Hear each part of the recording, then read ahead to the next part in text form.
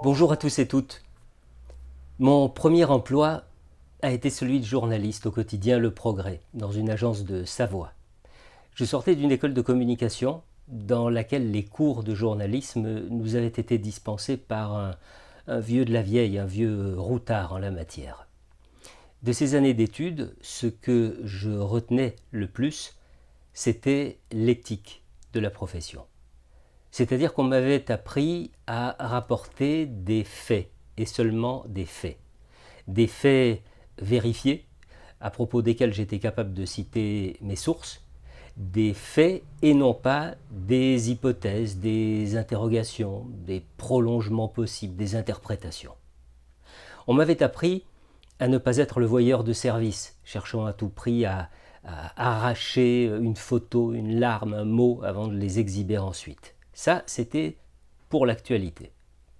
J'avais aussi appris le travail du journaliste d'investigation, c'est-à-dire faire une enquête, interroger, citer fidèlement les propos sans la moindre déformation, remonter une piste comme un chien de chasse, raconter une histoire sans que l'affect prenne le dessus, sans incorporer à l'histoire le chant des violons. Aujourd'hui, je me dis que ce qui était demandé véritablement aux journalistes, c'était d'être clinique, d'être acéré, précis comme un bistouri. Dans les deux cas, qu'il s'agisse de rapporter l'actualité ou bien d'enquêter, on m'avait appris à respecter les mots, la grammaire, la syntaxe et surtout à respecter le lecteur, à ne pas le manipuler, à être attentif aux formulations qui risqueraient de porter en elles une dose plus ou moins grande d'influence.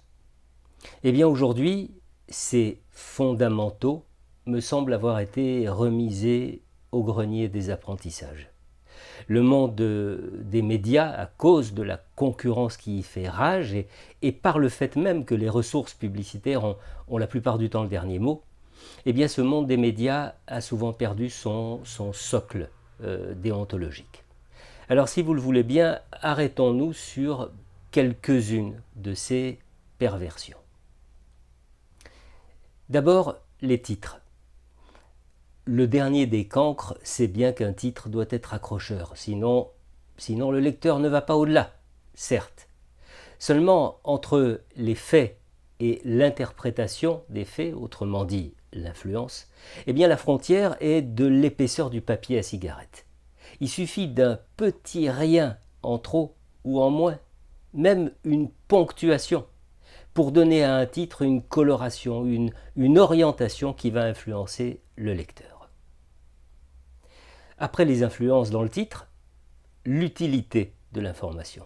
Alors bien entendu, il y a plusieurs presses, la presse d'information, la presse de détente, la presse spécialisée, etc.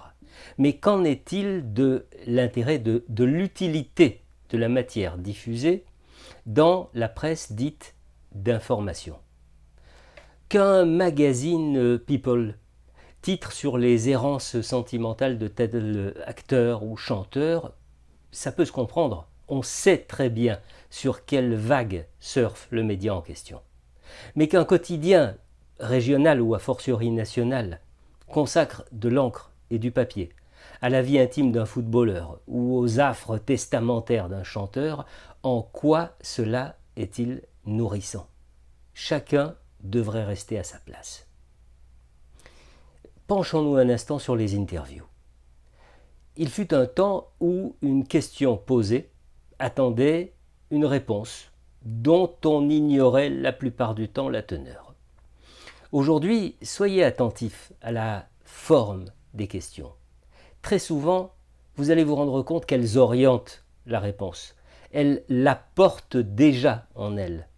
Vous avez certainement déjà entendu à de nombreuses reprises des formulations comme n'avez-vous pas le sentiment que? Ne vous est-il pas fréquemment arrivé de? Ne diriez-vous pas que? Etc. etc. Toujours au chapitre des interviews, comment ne pas évoquer la complaisance de certains journalistes confrontés à la communication excellemment maîtrisée par leur interlocuteur. Rares, très rares sont les journalistes qui refusent d'entrer dans le jeu. des journalistes dont on sent que ça leur hérisse le poil et qui s'efforcent de pousser les interviewés dans leur retranchement. Que voulez-vous dire précisément? Vous n'avez pas répondu à ma question. Répondez-vous oui ou non. Quelle est votre réponse? C'est-à-dire des journalistes qui contraignent leur interlocuteur à apporter à l'auditeur ou au téléspectateur une réponse dans laquelle il y a de la matière et non pas du vent. Enfin, je voudrais terminer ce bref survol des errances journalistiques par un coup de patte aux chaînes d'information en continu. Elles sont pour moi une véritable catastrophe pour celles et ceux qui les laissent allumer en fond sonore et visuel dans leur environnement. En période d'actualité creuse, elles sont déjà hypnotiques par le fait même des sujets abordés. Mais alors, en période de drame, c'est pire. On fait vibrer la corde de l'affect en permanence. On passe en boucle les mêmes images et les mêmes vidéos chocs avec cette fausse prévenance. Vous savez, attention, les images qui suivent risquent de heurter les plus sensibles, sachant pertinemment que les gens n'attendent que ça. Être les voyeurs de l'horreur et du suspense, attendre une issue encore plus dramatique, jouir de cette répétition d'images, bref, ce qui est à l'œuvre, c'est une fascination toxique et qui joue avec les instincts les plus primaires de l'individu.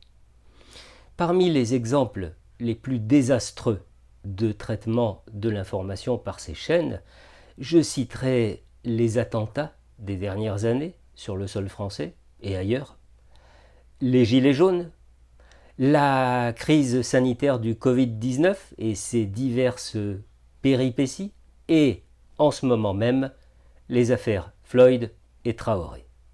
Ce qui est désastreux dans le traitement de toutes ces affaires, c'est le rétrécissement du sujet, la concentration du regard du spectateur sur un point précis du tableau, le rendant ainsi aveugle à tout le reste du tableau. Évidemment, ce traitement parcellaire biaise forcément le message et de toute façon l'interprétation du message. Conclusion, hormis quelques titres encore attachés à l'éthique de la profession et se voulant respectueux de la déontologie qui doit guider les pas et les mots du journaliste, le monde des médias est aujourd'hui celui de la perversion. À travers le sensationnalisme, à travers la course au scoop, c'est le règne du voyeurisme et de l'exhibitionnisme, le viol de l'intimité, la traque de l'expression du visage, le vol de la larme qui coule, l'image du sang, de la violence, du désespoir. Il faut faire vibrer les cordes des sentiments, de tous les sentiments. La peur, l'envie, l'amour, la peine, la haine. Le lecteur ou le téléspectateur est devenu un objet de conquête que l'on s'arrache au prix de toutes les outrances. Il a été transformé en consommateur. Et donc parce qu'il en est ainsi des médias, il manque à l'évidence une véritable éducation aux médias. Une éducation à l'attention qui doit être portée au contenu.